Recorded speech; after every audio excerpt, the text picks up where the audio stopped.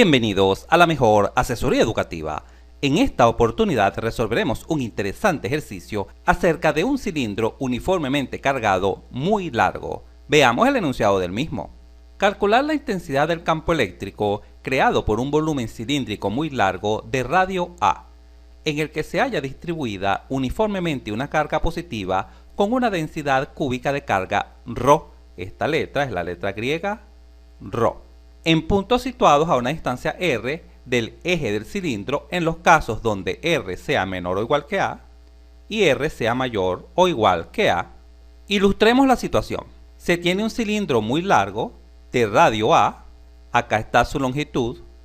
Cuando se dice muy largo es que L es mucho mayor que A. Se visualiza también que el mismo está cargado con una densidad de carga positiva ρ. Recuerda que la densidad de carga positiva ρ se define como la carga por unidad de volumen en este caso, ya que es una densidad cúbica.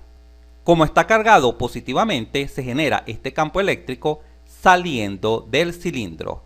Acá se visualizan algunas de las flechas que representan estos vectores, el campo eléctrico de este cilindro cargado. Vale destacar que el campo eléctrico siempre es perpendicular al eje. Este es el eje del cilindro. Este que está acá es el eje. Es una línea imaginaria que pasa por el centro del cilindro. De igual forma, en esta imagen que representa una vista superior de este cilindro, se visualiza el campo eléctrico saliendo del cilindro. Este campo eléctrico, por supuesto, repito, es perpendicular al eje del cilindro. Claro, en la vista superior no se visualiza el eje estaría acá en el centro. Vamos a representarlo a través de este punto relleno. Muy bien. Vale destacar que el campo eléctrico en los extremos, es decir, por acá, por esta tapa superior y por esta tapa inferior, será despreciable. Allí el campo eléctrico será aproximadamente cero.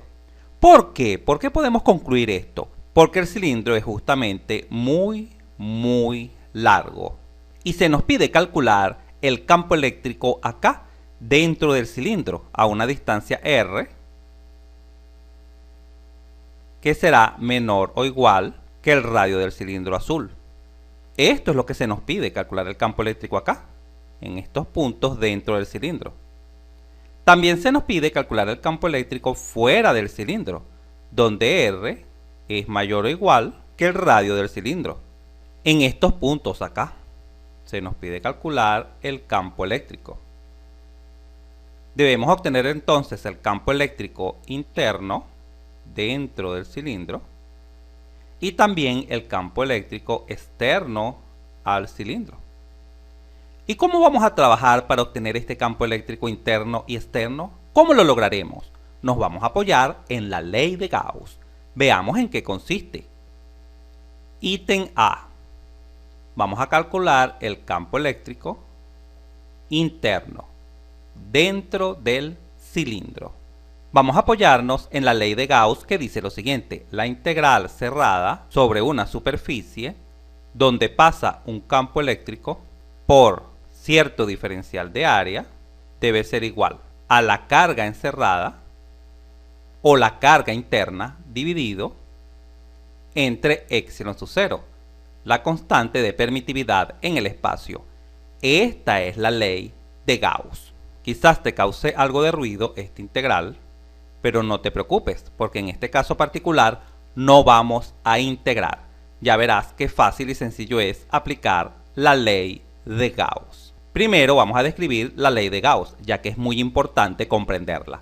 Esta parte que está acá de la ley de Gauss representa el flujo eléctrico que pasa por cierta superficie, el cual denotábamos de esta manera. Este otro lado representa la carga interior o encerrada por cierto volumen. Cuando estemos resolviendo el ejercicio, veremos cómo funciona. Muy bien, esta letra representa el campo eléctrico. Este vector es un vector diferencial de área que siempre va hacia afuera de la superficie y perpendicular a ella, tal como lo hicimos en el ejercicio del cálculo del flujo que pasaba a través de un cubo que estaba sometido a cierto campo eléctrico. Acá esta expresión representa la carga encerrada por cierto volumen. A veces también se representa así. Y esta constante, no hay mucho que hablar, porque ya hemos trabajado con ella, es simplemente la constante de permitividad en el espacio. Y para aplicar la ley de Gauss, siempre debemos dibujar una superficie gaussiana, que será semejante o igual a la geometría dada originalmente. Por ejemplo, en este caso, ¿qué geometría nos dan? Nos dan un cilindro. Es perfectamente simétrico. Por lo tanto, podemos pensar en superficies gaussianas que sean también cilíndricas. Una con un radio menor que A para calcular el campo eléctrico interno y otra con un radio mayor que A para calcular el campo eléctrico externo. Pasemos pues a dibujar esta superficie gaussiana imaginaria interna, que es la que nos ocupa en este inciso A, para visualizar cómo se aplica esta sencilla ley de Gauss. Acá se visualiza la superficie gaussiana destacada en rosado, esta que está acá. Obsérvese que el radio de esta superficie, el radio R, es menor o igual que el radio del cilindro original A. Por ello es un cilindro más pequeño que el azul. Este es un cilindro imaginario que tiene también cierta altura h. Acá se visualiza. Muy bien, el flujo eléctrico generado por el cilindro azul fluye a través de la superficie de este cilindro gaussiano. Vamos a dibujar las tres superficies de este cilindro gaussiano. Se tiene la tapa amarilla superior, esta, la tapa amarilla inferior y también se tiene el área lateral del cilindro, esta área destacada en rosado.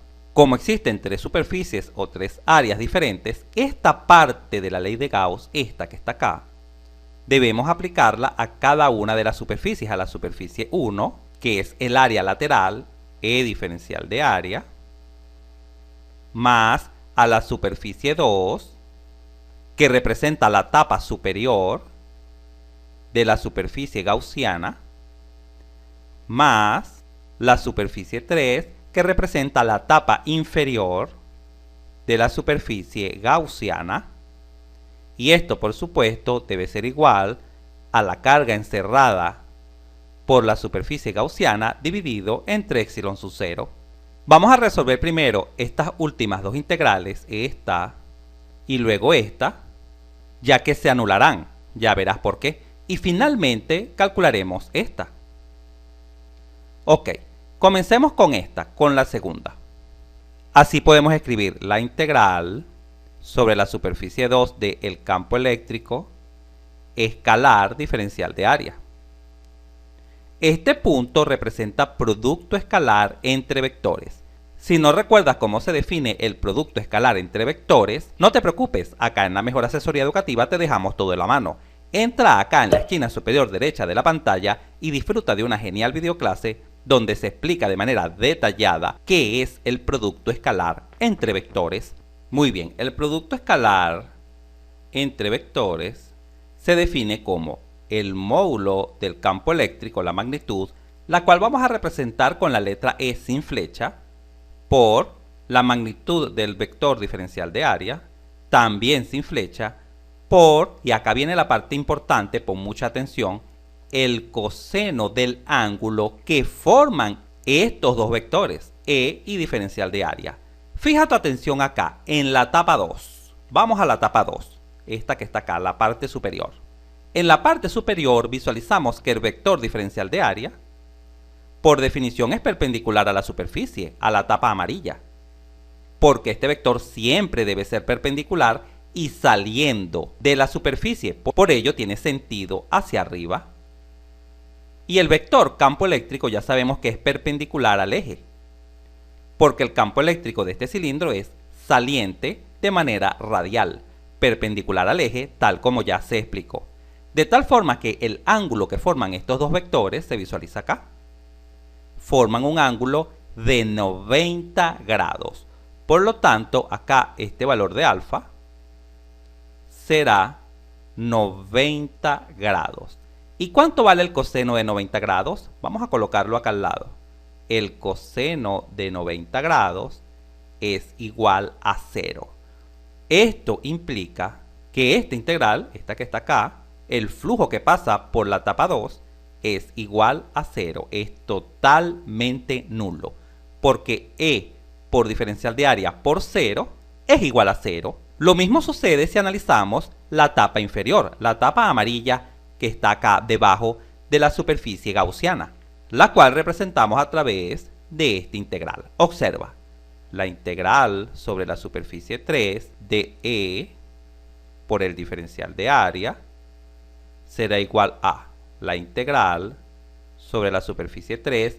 El producto escalar se define como el módulo de E por el módulo del diferencial de área, los cuales representamos con las mismas letras pero sin flecha, por el coseno del ángulo que forman estos dos vectores, el vector E y el vector diferencial de área. Cuando fijamos nuestra atención acá en la parte inferior, observamos que el vector diferencial de área por definición debe ser perpendicular al área amarilla, perpendicular a la superficie y saliendo, por ello su sentido es hacia abajo. Y el vector campo eléctrico ya sabemos que es perpendicular al eje del cilindro. Este es el eje. Por lo tanto, estos dos vectores forman un ángulo recto. Acá se visualiza un ángulo de 90 grados. Por lo tanto, acá podemos colocar 90 grados. Pero ya sabemos que el coseno de 90 grados es 0. Y 0 multiplicado por cualquier valor es igual a 0. De tal forma que no hay colaboración de flujo tampoco en la etapa inferior. El único flujo que será diferente de 0 será este, el que calcularemos a través de la superficie destacada en rosado, esta que está acá, esta superficie. Vamos a ello. El flujo a través de la superficie 1, que es la cara lateral del vector campo eléctrico por el vector diferencial de área, será igual a... Fija tu atención ahora acá, en estos dos vectores. ¿Cómo son estos dos vectores? El vector diferencial de área, por definición, debe ser perpendicular a la superficie, en este caso a la cara lateral del cilindro, que la hemos destacado en rosado, y en sentido saliente. Acá está, por eso apunta hacia afuera. Y también se sabe que el vector campo eléctrico es saliente y perpendicular al eje del cilindro. Por lo tanto, estos dos vectores evidentemente son vectores paralelos. Esto se puede visualizar mejor en una vista superior de esta situación. Vamos a dibujarla en pantalla. Fija tu atención acá. Esta es una vista superior de lo que está sucediendo. Tenemos el cilindro original de radio A, tenemos el cilindro rosado que representa la superficie gaussiana de radio R. Por supuesto, R es menor que A. Y estos dos vectores, el vector diferencial de área y el vector campo eléctrico, ambos son perpendiculares a la superficie gaussiana, es decir, forman un ángulo de 90 grados ambos vectores. Por lo tanto, el vector E y el vector diferencial de área son vectores paralelos. Esto es muy importante visualizarlo. Así pues, esta integral quedaría así. La integral sobre la superficie 1 de este producto escalar es la magnitud del campo eléctrico por el diferencial de área por el coseno. Como son vectores paralelos, el ángulo es 0 grados. Cuando los vectores son paralelos y tienen el mismo sentido, forman un ángulo de 0 grados. ¿Y sabes cuánto vale el coseno de 0 grados? El coseno de 0 grados vale 1. Por lo tanto, esto será igual a E por el diferencial de área. Ahora bien, como el cilindro azul está uniformemente cargado, esta magnitud de campo eléctrico es constante, no varía, es totalmente uniforme. Por lo tanto, puede salir de la integral. Observa, se escribe E por la integral sobre la superficie 1 del diferencial de área. ¿Y sabes qué representa esto? Esto que está acá, esta expresión. Esta expresión representa el área lateral del cilindro. Esta área, el área lateral. Eso representa esta expresión. Fíjate qué fácil y sencillo es. ¿Sabes calcular el área lateral de un cilindro? En este caso, nuestro cilindro gaussiano tiene cierto radio R y cierta altura H. ¿Cómo obtienes el área lateral de un cilindro de radio R y altura H? así. 2pi r, 2pi r por la altura, por h. Esta es el área lateral de un cilindro. Por lo tanto, el flujo que pasa a través de la cara lateral del cilindro será simplemente E, esta E que está acá, multiplicada por este integral, que ya sabemos que vale 2pi RH. 2pi RH. Qué fácil y sencillo es. Vamos a abrir ahora más espacio en la pizarra para trabajar con este lado de la ley de Gauss. Hemos guardado acá el resultado obtenido. Muy bien, para trabajar de este lado de la ley de Gauss, debemos proceder a calcular esta parte. La carga encerrada por la gaussiana, es decir, la carga que se encierra en este volumen, el volumen rosado. Esto es muy importante. La carga está encerrada por esta gaussiana. ¿Y cómo involucramos el volumen de la superficie gaussiana? A través de la definición de la densidad de carga, esta densidad de carga que está acá. La densidad de carga se define como la carga total del cilindro entre el volumen total del cilindro azul, pero esta fracción es igual a la carga encerrada por la superficie gaussiana entre el volumen de la superficie gaussiana, porque esta razón o esta fracción se mantiene constante e inclusive pudiéramos tomar un diferencial de carga muy pequeño y dividirlo entre un diferencial de volumen muy pequeño y esta razón, este cociente o esta división, recuerda que estas son fracciones, se mantienen constante, nunca varían. Esto es muy importante de comprenderlo. Siempre son iguales. ¿Y son iguales a quién? Iguales a la densidad, a ρ, a la densidad de carga. Por lo tanto, en este caso vamos a tomar la siguiente igualdad. La densidad es igual a la carga encerrada por la superficie gaussiana entre el volumen de la superficie gaussiana. De acá es fácil despejar la carga encerrada.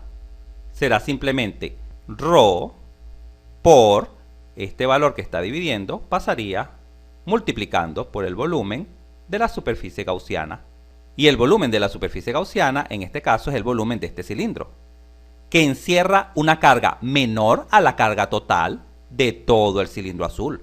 ¿Por qué sabemos que encierra una carga menor? Simplemente porque este cilindro es más pequeño que el cilindro original.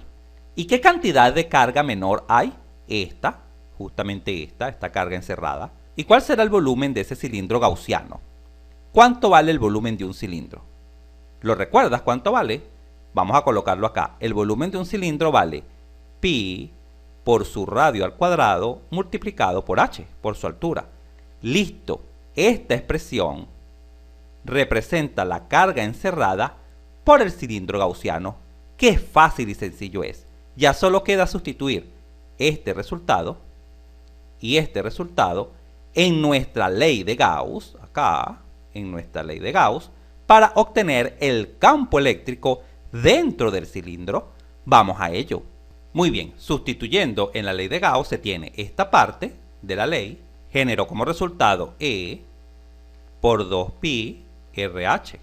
Y esto debe ser igual a, y esta parte de la ley de Gauss, esta que está acá, la podemos escribir como sigue.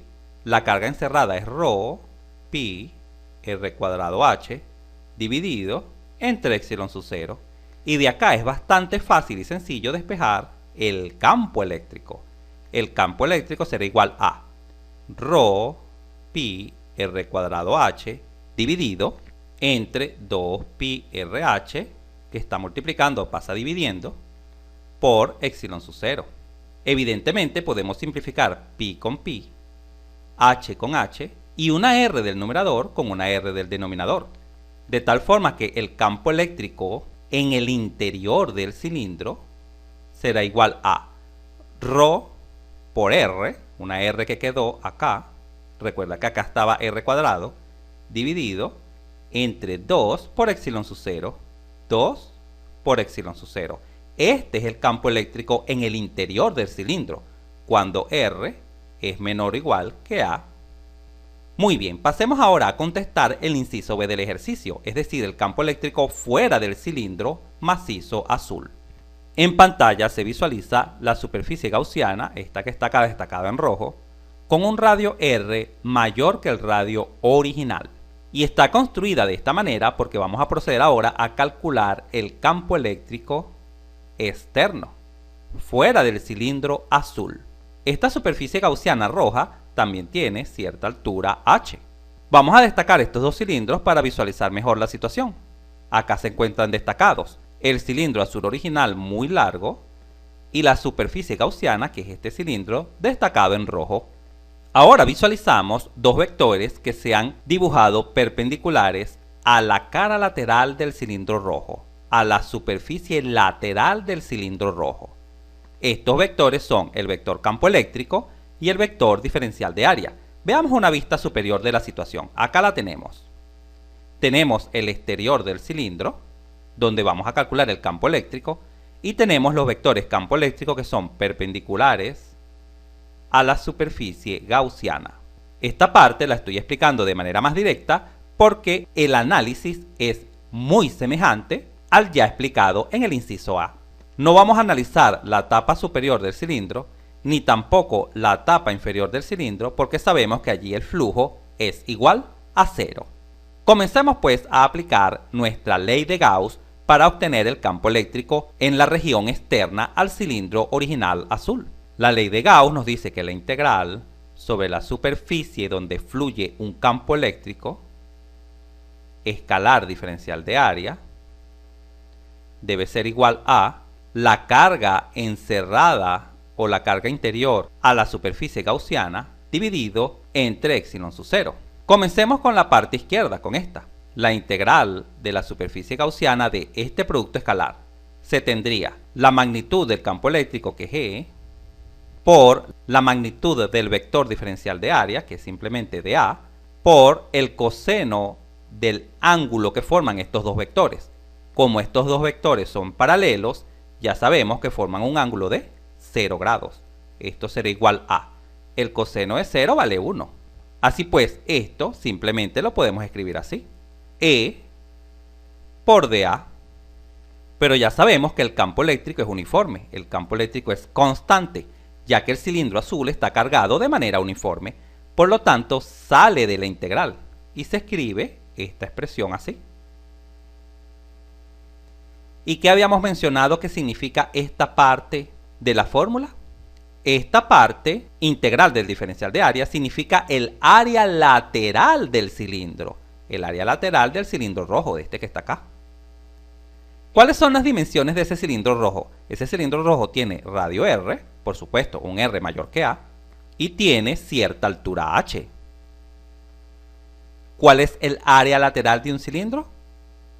Ya sabemos que el área lateral de un cilindro es 2pi RH. Este es el área lateral de un cilindro. Por lo tanto, nuestro primer resultado es el siguiente, el campo eléctrico E, que multiplica a esta parte que representa el área lateral del cilindro. 2pi RH, el área lateral del cilindro rojo, porque por él fluye el campo eléctrico. Muy bien, acá hemos guardado el resultado obtenido. Ahora vamos a trabajar con la parte derecha de la ley de Gauss, esta carga encerrada. Te invito a que pongas especial atención a cómo obtendremos la carga encerrada en este caso.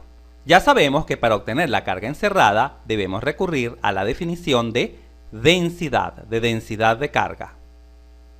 La densidad de carga es igual a la carga entre el volumen del cilindro original, pero esto también es igual a la carga encerrada por la superficie gaussiana dividido entre el volumen que encierra esta carga, e inclusive también es igual a un pequeño diferencial de carga dividido entre un pequeño diferencial de volumen.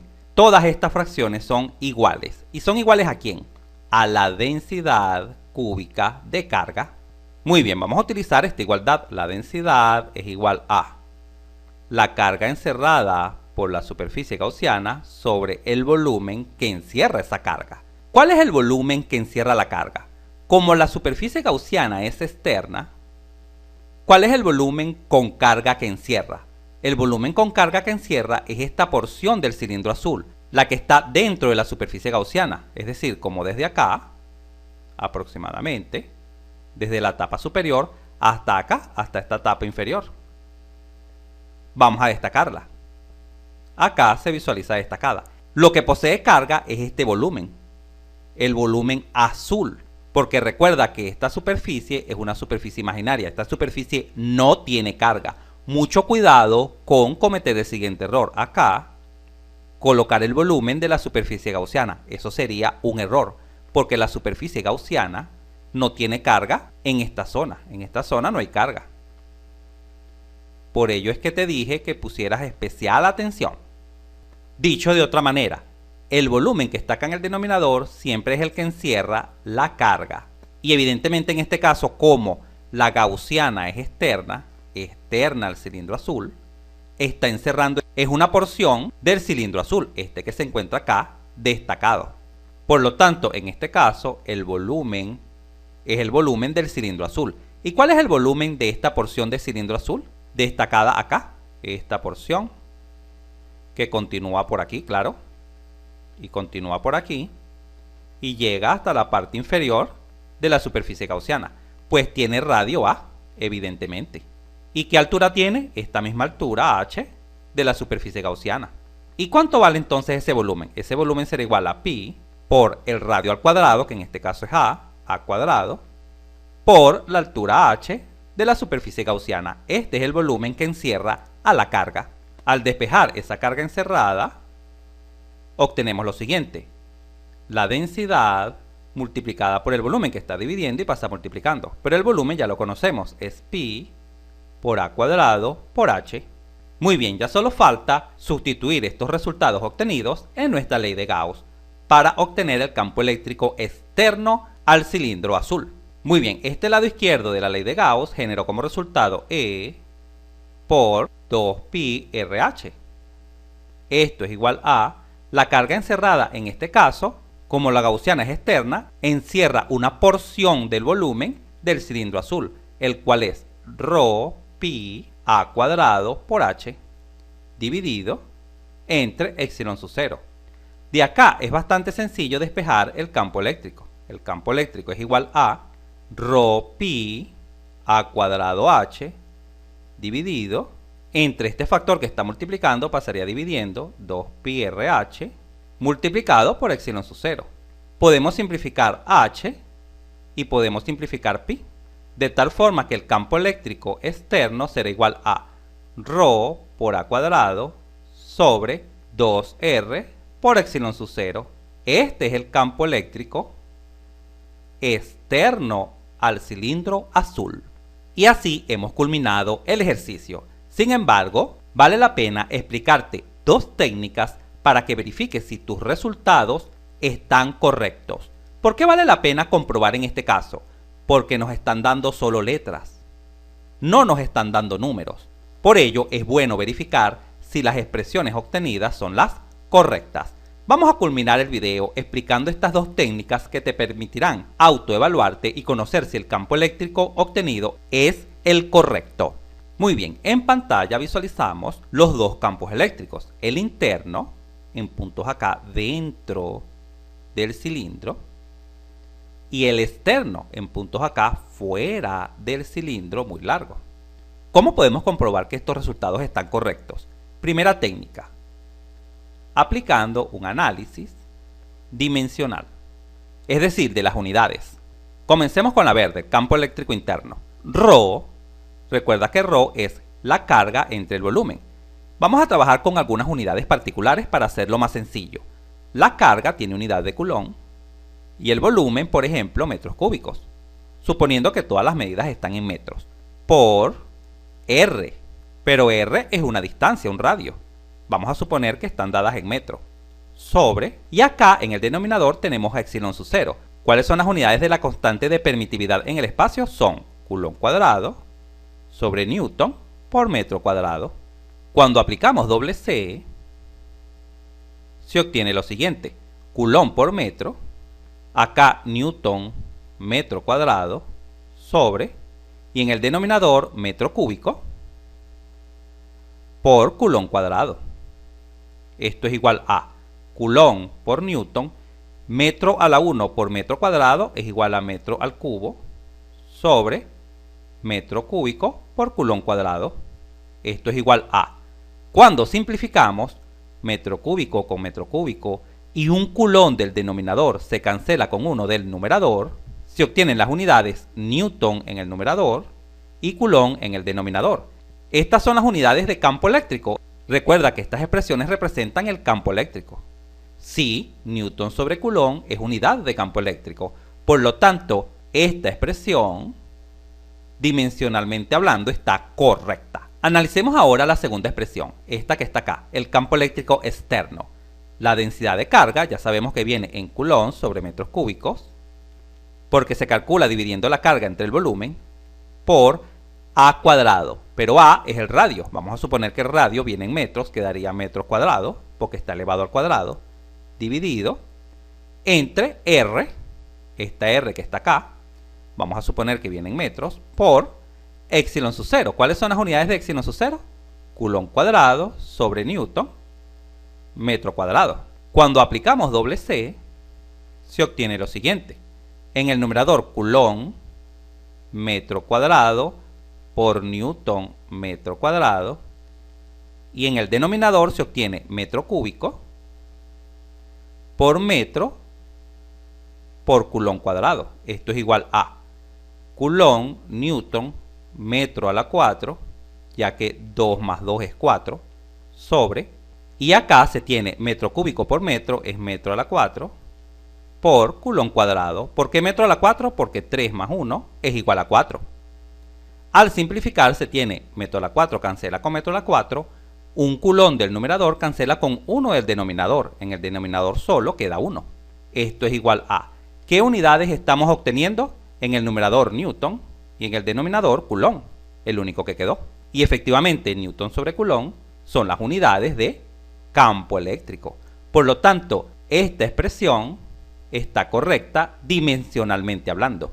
Si al aplicar esta técnica no obtienes newton sobre coulomb, debes detenerte, debes revisar porque algo está errado en la expresión que has obtenido como resultado. Por ejemplo, después de aplicar este análisis te quedó newton sobre coulomb por metro. Por ejemplo, esta no es una unidad de campo eléctrico.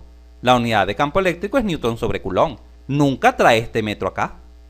Por lo tanto, debes detenerte y revisar el procedimiento o quizás cuando simplificaste los resultados hasta que encuentres el error cometido.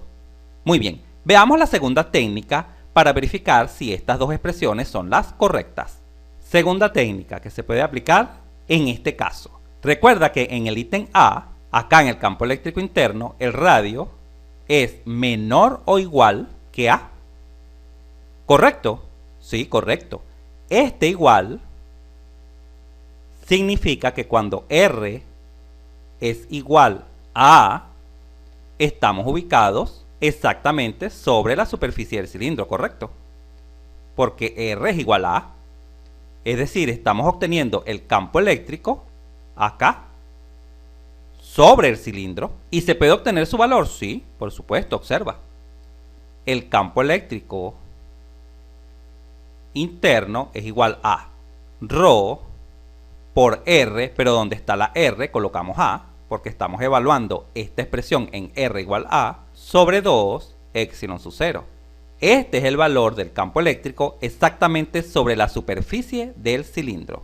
Aquí, sobre la superficie del cilindro. Si tomamos ahora la otra expresión del campo eléctrico, esta, campo eléctrico externo, ρ a cuadrado sobre 2R por epsilon sub 0, que sabemos que es válida cuando R es mayor o igual que A, porque estamos afuera, pero la evaluamos cuando R es igual a A, es decir, en R igual a. Cuando R es igual a, ¿dónde estamos ubicados? Estamos ubicados, por supuesto, acá.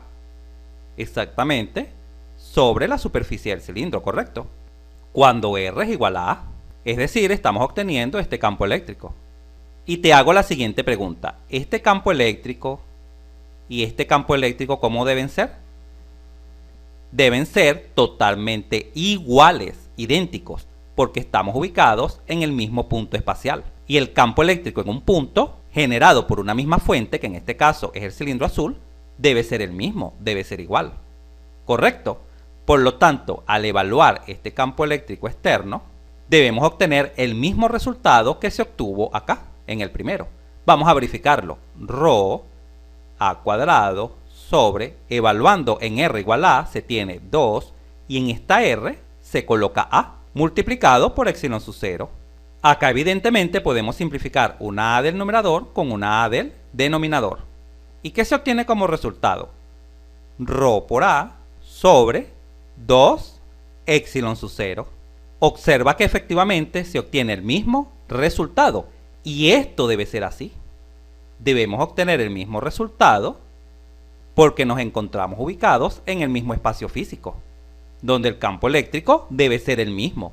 Si esto hubiese dado diferente, es porque alguna de estas expresiones estaría errada y debes detenerte y también revisar. Si este video te fue útil, suscríbete a nuestro canal, así nos ayudas a crecer. Si te gustó, dale un like, y si conoces a alguien, algún compañero, amigo o familiar que le pueda servir esta información, por favor compártela y continúa aprendiendo de forma rápida y fácil sobre este tema mirando este video para que veas cómo entenderás mucho más este punto